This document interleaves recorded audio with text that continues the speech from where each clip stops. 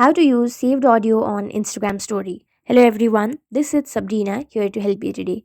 So without any further ado, let's get right into the video. First, launch your Instagram application.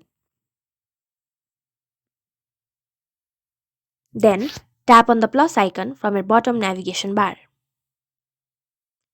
Now go to story. Now select a picture or a video, or you can simply add music by tapping on music. Then go to browse. After that, you will see a saved option or a favorites icon if you have saved any music. Since I have not saved any music, I cannot have that option. But if you have, simply tap on the favorites icon and then your saved audio will be appeared. Now you can use that in your story. So that's it.